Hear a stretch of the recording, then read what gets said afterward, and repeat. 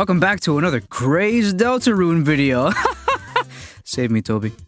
Today, with my overtly superior moral compass, I will be judging, analyzing, and ranking Deltarune's characters based on their capacity to inflict hurt onto others. I will be leaving out characters we haven't seen yet, even though we already have some clues and innuendos as to what they were like morally. I just don't want to step into that territory just yet.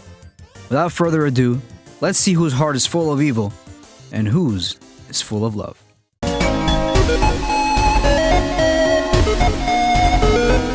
Kris is complicated. Or maybe not, actually.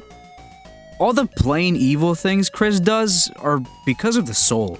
Everything else we've seen from Kris is mostly the behavior of an edgy, misguided, troubled teenager. We know that Kris did something that was bad enough for them to get sent to art therapy, but I don't even think we need to learn what that is to place Kris. Kris does seem to genuinely care about their friends, even if they have to keep lying to them because of this secret night alliance going on in the background. And I mean, that whole thing is so messy it requires an entirely separate video, so I think Kris deserves to go in a rocky, misguided tier.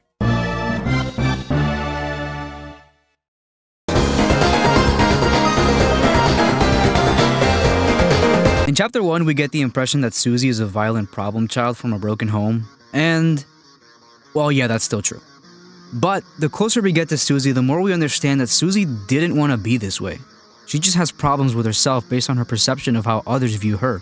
Susie couldn't actually bring herself to hurt innocent people. Just beat up a few lackeys in her way. Chapter 4, I think, is where she really shines. That's where we see that all she's ever really wanted is for somebody to believe in her. I'm proud of Susie. I think she's left misguided too. I think she is now just a prankster gangster. Why not pure good? Because I still think she has the capacity to hurt if it was right, or to save her friends, you know what I mean?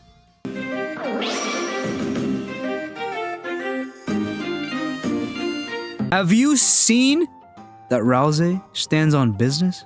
That's right, Ralsei can and will throw hands when shit gets real. But besides that, Ralsei is probably the second nicest character in this game. It's hard to get purer than this fluffy boy. This is just a chill guy. Just a round chill guy that never wanted to be a bad guy. Lancer just wanted to make friends and have a good time. And as a plus, he's a friend that can occasionally toss mean hands and take them. Prankster gangster. Susie. This is the nicest character in the game. There's a couple of skeletons hiding in her closet, but other than that, this is probably the most innocent and kind character in the entire game. It makes me really sad that this is who the vessel wants, that this is who has to go through all that trauma, but I guess it makes sense. It's good writing. Bravo, Toby.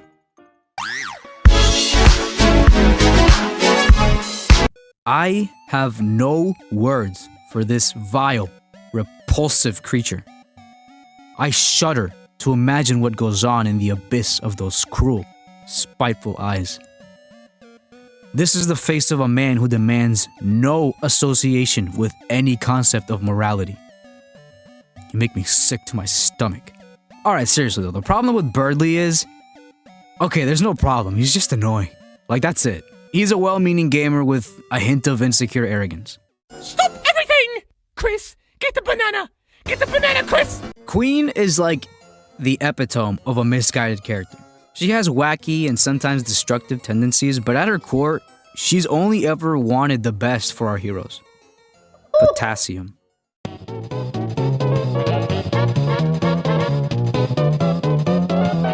Toriel.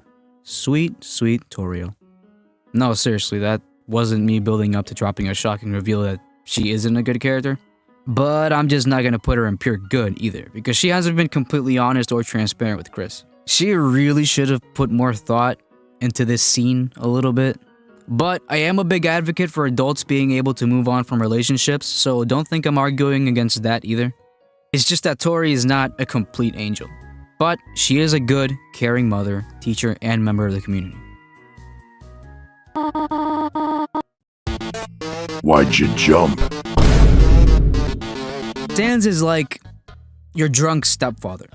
Let me start over. Sans is like your mother's boyfriend you struggle to get along with. Deltarune Sans does seem to be the exact same as Undertale Sans, which means this is just a pretty chill guy who under the surface has the capacity to kill you for the right reason. But that's most adults in this game. So let's look at his most immediate crime so far. Boinking your mother. Alright, so can we all agree that responsible adults have a right to move on from a relationship? Like, Toriel should be allowed to move on, and I don't think that's a bad take. However, them not communicating anything to Kris or even keeping an eye out to make sure one of them is sober enough to keep an eye out, looking at you, buddy, that was irresponsible. In fact, that was an asshole move. Now you're never gonna be close to your potential stepchild, buckaroo. Did you think that went through when you came over for the jitterbug?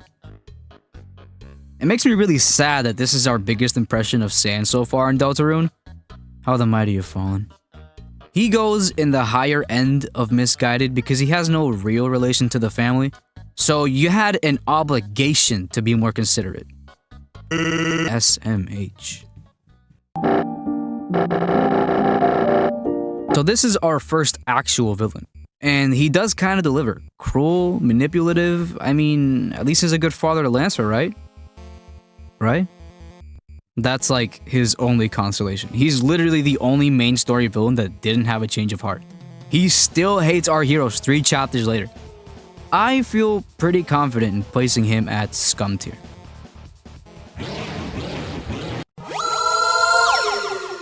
This guy, I just don't know. I should have added a tier for characters that have a tendency to be spineless cowards. Worm tier? That would have been funny. Like, is this not the guy that actively looks for an evil boss to be second in command to in every dark world he's been to? Dude, he fights us every chance he gets, and when it doesn't go his way, it's just like, oh, those guys, it was just a prank stuff. I really want to put this guy in scum, but scum deserves to go to competent villains. Rose is more like just barely a willing host. Sorry for all the hate though, I still love this character.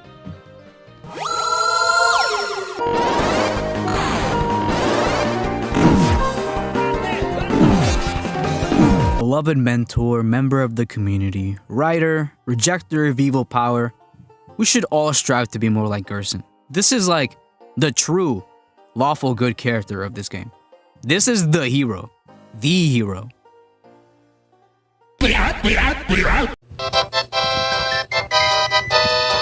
So the thing about Alphys is, I think she's kind of like Berdly, except not annoying. At least not to us. Like, she wants to be sterner. She wants to be strict. She just can't bring herself to be. This is like the substitute teacher everybody likes, except she's the actual teacher, which isn't really good for her, but it is good for us, and it's like, you know, people like her. It's a funny situation. I don't think she would want to be placed in good tier, but she is a good person. So now, what are you doing? What is that? Undyne is a character that is better than we give her credit for. Like, we really should talk more about the bravery she demonstrated in the Dark World. Like, she answered a dispatch call, ended up in this strange world she's never been to, and immediately figured out how to stand on business. There is no clear evidence that Gerson was a mentor of Undyne in Deltarune, but I like to think that he was, and therefore this is also a great example of a good character. Another hero, so to speak. She's loud, boisterous, sometimes a little bit tough on people, but she has a good heart, and there's no denying that. I don't want to do this anymore. Stir them beans! Stir them beans! I really like this guy. This is a bro. You go out and you get a beer with this guy. He's a good father, a good friend, good member of the community. I really dislike that he got the short end of the stick, all things considered. Losing a kid, marriage problems, diagnosed with ligma. These are all the kinds of things that would drive one to dark places. Darker, yet darker. Wait! Alright, enough Deltarune. Rudy's good. No, he wasn't going to hit a teenager, it's humor.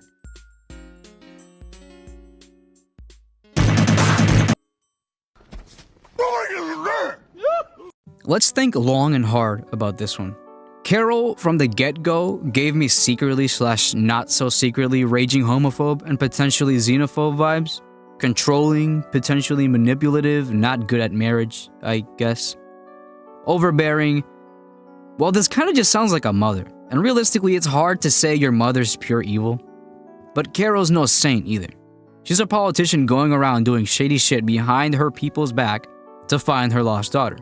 Which, in of itself, you could almost call virtuous. Carol might be one of those would destroy the world for you kind of villains. I started off wanting to place her in Misguided, but I think she's been on this endeavor too long. I think it's clouded her judgment and her morality to the point that she, unfortunately, has become more willing to do bad things to achieve her goals. I want you to acknowledge that if Carol turns out to be the knight, this would mean that she, whether she knew it or not, brutally murdered Tenna for next to no reason, because Tenna will die if you don't recruit every Darkner in Chapter 3. With all that said and done, Carol goes in willing host. The soul would have a field day if this was its vessel.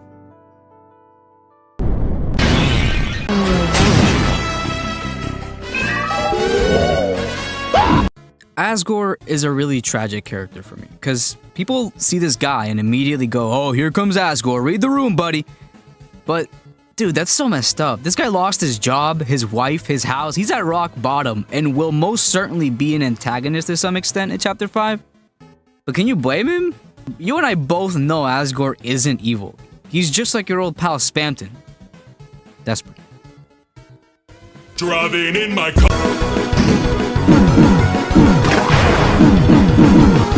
Because the soul is the player entity, it's entirely up to you how it behaves. So the soul could either be the embodiment of good or Moloch incarnate.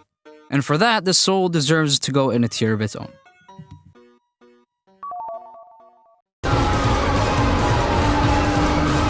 Ah, your old pal Spamton. Just sane enough to be coherent 90% of the time as opposed to Jevil's 60%. Spamton is a case of a down-on-his-luck salesman who wanted to be more by any means necessary. And he got it, if only for a while. Spamton's character is best described by himself. Desperate to return to stardom. It just takes him a little longer than most to realize that killing children isn't the way to go about it. Misguided. I can't do anything. I'm in a fucking wheelchair. We know that Jevil was the happy-go-lucky court jester of Card Castle before King overthrew the status quo, and Jevil met that certain someone that made him go bonkers. But that's the past.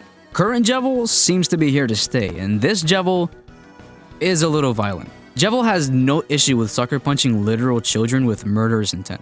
Children that just released him from his cell, mind you. He might not be a completely on-site kind of guy, but it does seem like he needs to clock a few people before he can be chill like that. So I would place him in willing host. He probably wants the soul to take him. Sham is in a similar vein as Jevil, where Jevil used to be a chill guy, and now Jevil's not a chill guy, and now Sham's also not a chill guy. But at least they're not batshit crazy and murderous like Jevil. They're just kind of depressed, and that's like Sham's whole character.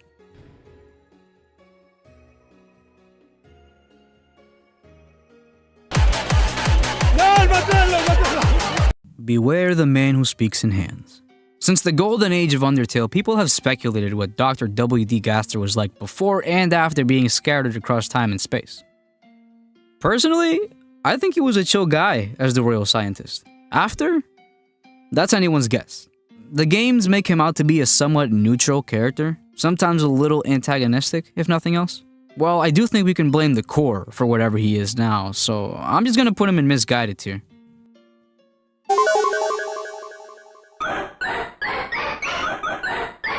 Another tragic character that lost everything and turned to a dark place seeking a veil. As a character, Tenna can be a little manipulative, egotistical, sometimes insecure, but he isn't a bad guy by any means.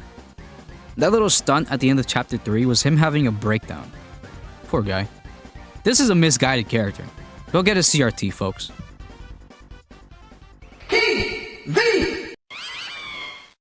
The elusive holder of the Shadow Mantle. Make no mistake, this is not a good character. If you partake in the Snowgrave route, it will know. But it doesn't think, wow, you're screwed up. It thinks, how amusing. emotionally scarring your childhood best friend by manipulating her to mass genocide. You are a funny one, Kris.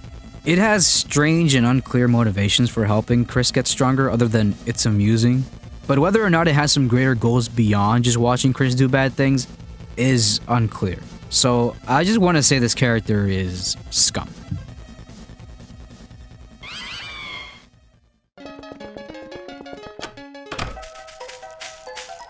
Now as for the Roaring Knight, here's the thing.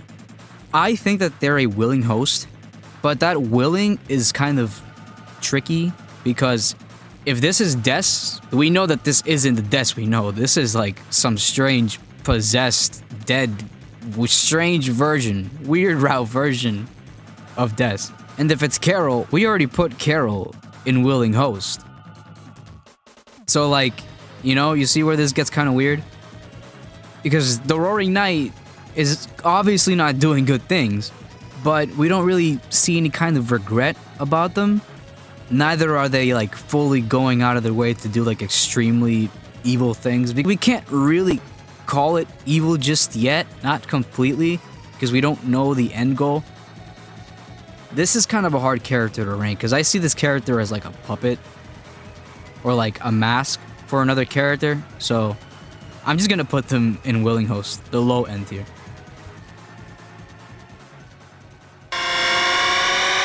The cage returns. I missed you and your stale expression. Last but certainly not least, image_friend. If what we know, or what we think we know about this character is true, then by God, this is a twisted fucking character. Image_friend is not our friend. This is another flowy ass motherfucker. This is our enemy. I might go as far as to say that this is the enemy. This is a likelier candidate than the Roaring Knight for final boss of the game. Friend could potentially be the catalyst for the entire game, responsible for Des' disappearance and whatever other sinister shit the prophecy is alluding to.